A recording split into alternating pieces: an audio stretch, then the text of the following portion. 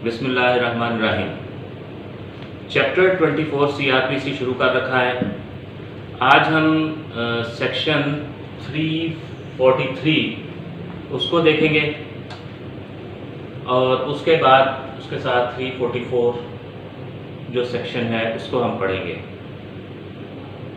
Section 343 जो है वो इस बारे में है कि इंड्यूसमेंट और इन्फ्लुएंस के बारे में है, और उसमें है क्या कि no influence to be used to induce disclosure,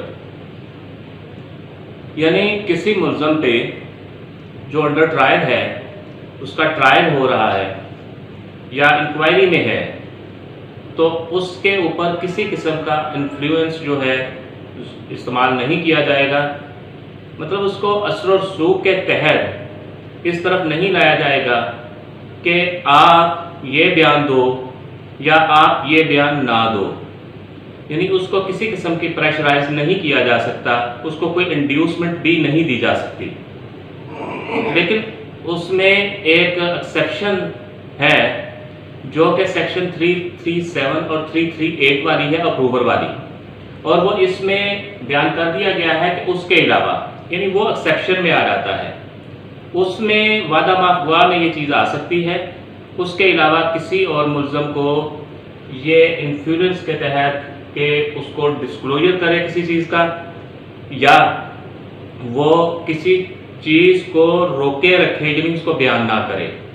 ये सेक्शन तो सिर्फ इतनी सी बात बताता है। लेकिन उसके बाद है सेक्शन 344 जो कि है पावर टू पोस्टपोन और एडजर्न प्रोसीडिंग्स।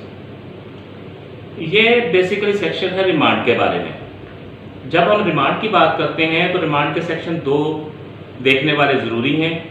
एक जो सेक्शन 167 है, 167 रिमांड के बारे में है, और दूसरा ये वाला सेक्शन है 344।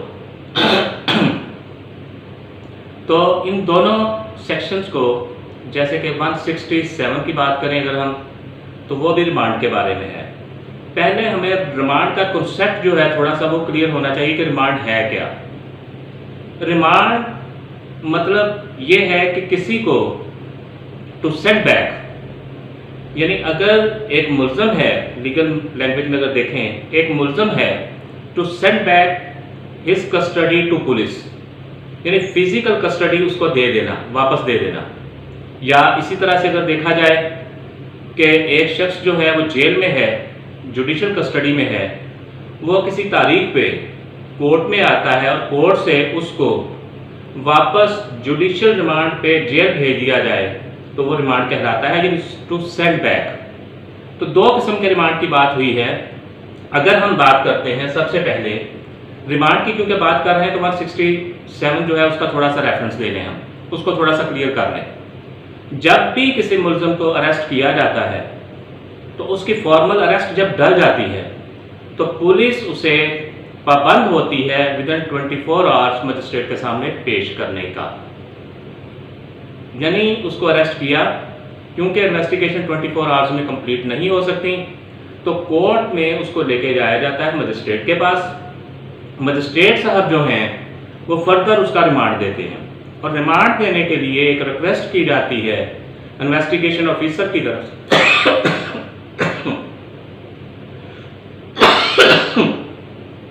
इन्वेस्टिगेशन ऑफिसर की तरफ से कि इसका रिमांड दिया जाए। वो एक रिमांड पेपर होता है जिसके ऊपर, उसको दरख्वास्त कहते हैं, दरख्वास्त बराए रिमांड, यानी वो एक रिमांड पेपर होता है जिसके ऊपर इन्वेस्टिगेशन ऑफिसर जो है रिक्वेस्ट करता है कि रिमांड दे दी जाए, रिमांड दिया जाए। इसका रिमांड देने का मकसद क्या होता है? रिमांड देने का मकसद क्या होता है? इन्वेस्टिगेशन ऑफिसर जो होता है वो ये समझता है कि इसके पास से कुछ रिकवरीज हैं या कोई ऐसी एविडेंस कलेक्ट करनी है मैंने, तो जो कि 24 आवर्स में नहीं हो सकी, तो इसका मुझे रिमांड दिया जाए। उसका रिमांड टोटल जो है from the period of first remand 24 hours जो है उसको अगर उसमें से निकाल दिया जाए तो 15 दिन का रिमांड होता है टोटल। लेकिन ये एक ही दफ़ा 15 दिन का रिमांड नहीं दिया जाता। हाई कोर्ट के रूल्स और CRPC में जो ये इसका प्रोसीजर दिया गया है उसके मुताबिक कोर्ट जो है, मजिस्ट्रेट जो है, वो हर तारीख पे ये लिखता है, अपनी रीजंस लिखेगा उसमें कि ये चीज़, ये इन्वेस्टिगेशन में प्रोग्रेस हुई है और अब इसका फर्दर इतना रिमांड दिया जा रहा है। अगर किसी किस्म की कोई प्रोग्रेस नहीं होती तो मजिस्ट्रेट साहब जो है उसको फिजिकल रिमांड नहीं देंगे, बल्कि उसको जुडिशियल कस्टडी में जुडिशियल रिमांड पे जेल भेज देंगे। और उसके साथ जब उसको भेजा जाता है तो हर रिमांड पेपर जो है वो डिस्ट्रिक्ट एंड सेशन जज को भी भेजा जाता है, एक कॉपी उसकी भेजी जाएगी। ये एक प्रोसीजर होता है। जब ये रिमांड कंप्लीट हो जाता है तो उसके बाद उस शख्स को भेज दिया जाता है जेल में।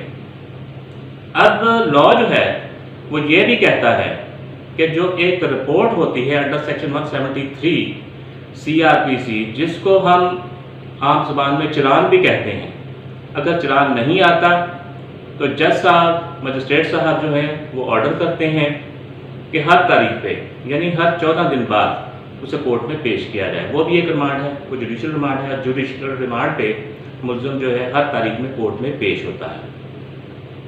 और अगर जब चालान आ जाएगा तो फिर मजिस्ट्रेट साहब के पास क्या तरीक़ाकार रह जाता है कि फिर उसके बाद या तो उस शख्स को, अगर उनके ये ट्रायल मजिस्ट्रेट का ट्रायल है तो जो कॉम्पिटेंट मजिस्ट्रेट है वो उसका ट्रायल करेगा, अदरवाइज उस शख्स को that would be committed to the trial court.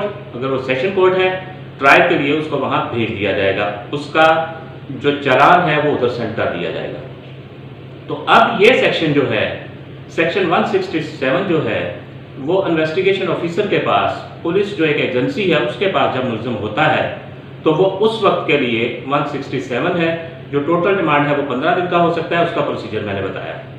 अब ये 344 जो है ये बेसिकली रिमांड इन्वेस्टिगेशन के बाद का प्रोसीजर है, ट्रायल के लिए और इंक्वायरी के लिए। इसकी लैंग्वेज देखते हैं, फिर उसके बारे में थोड़ी सी बात करते हैं।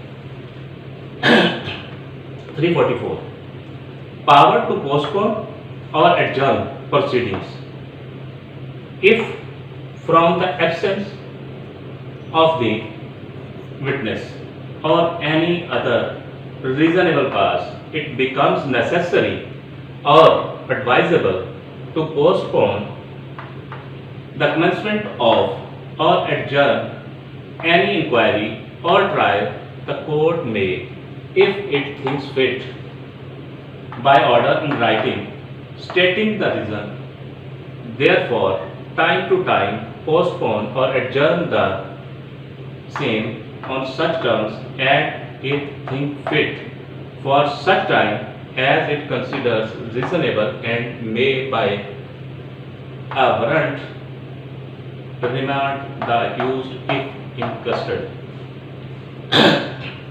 इसमें बताया क्या गया है कि अगर कोई ट्रायल है या इंक्वायरी है और उसमें कोई विटनेस हाजिर नहीं होता, वो गैर हाजिर है, या कोई और वजह, उस वजह से कोई इंक्वायरी है या ट्रायल है, तो उसकी प्रोसीडिंग्स जो हैं वो एडजर्न करनी पड़ती हैं। यानी कोई कार्रवाई नहीं हो रही और उसको एडजर्न करना पड़ रहा है, तो वो टाइम टू टाइम उसकी रीज़न लिखेंगे मजिस्ट्रेट साहब और उसको एडजर्न कर देंगे। अब इसमें दो लफ्ज़ जो हैं वो इस्तेमाल हुए हैं, एक है इंक्वायरी और एक है ट्रायल। इंक्वायरी जो है ये क्या है?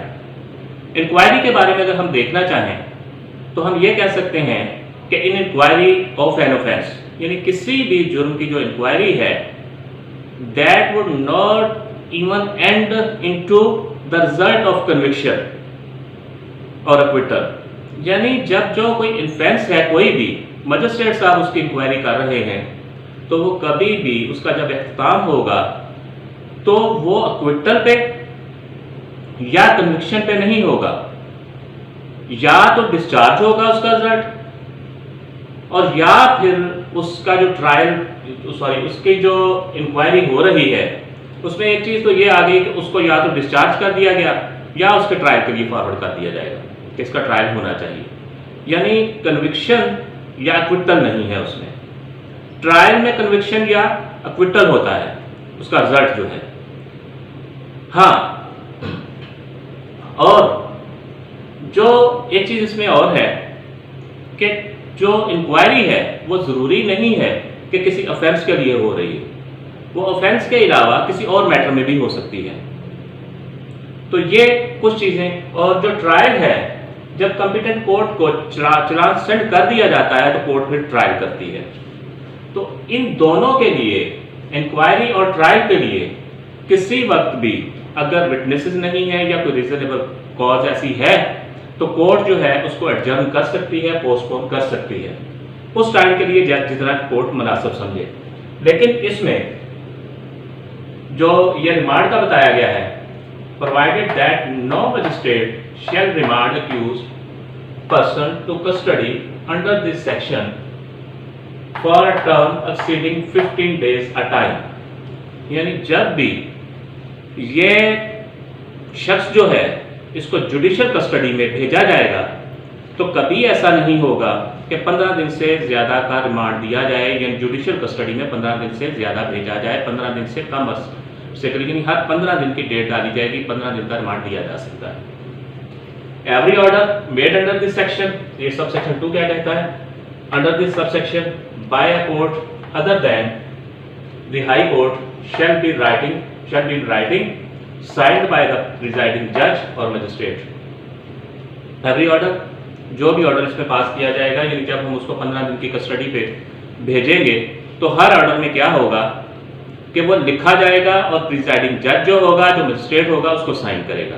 एक बात आगे नीचे एक एक्सप्लेनेशन दी गई है जो ये कहती है कि रीजनेबल कॉज फॉर रिमांड, जो रिमांड है उसके लिए मजिस्ट्रेट साहब ने जब भी रिमांड देना है उसके लिए रीजनेबल एक्सप्लेनेशन देंगे वो कि क्या है। रीजनेबल एक्सप्लेनेशन क्या हो सकती है, नीचे जो बयान किया गया है वो ये है कि कुछ एविडेंस उससे ऐसी कलेक्ट हो गई है और फर्दर भी हो सकती है, उससे ऐसी एविडेंस कलेक्ट हो सकती है, तो ये एक रीजनेबल कॉज हो सकती है जिसकी वजह से उसका रिमांड दिया जाएगा और उसको आफ्टर 15 days जो है वो कोर्ट से, सॉरी जो जेल है उससे उसको बुलाया जा सकता है। तो ये रिमांड और जुडिशियल रिमांड, और उसके बाद हमने पुलिस रिमांड जो है उसके बारे में पढ़ा है, और एक सेक्शन इसके बारे में सिर्फ जो no influence to be used to induce disclosure उसके बारे में देखा है।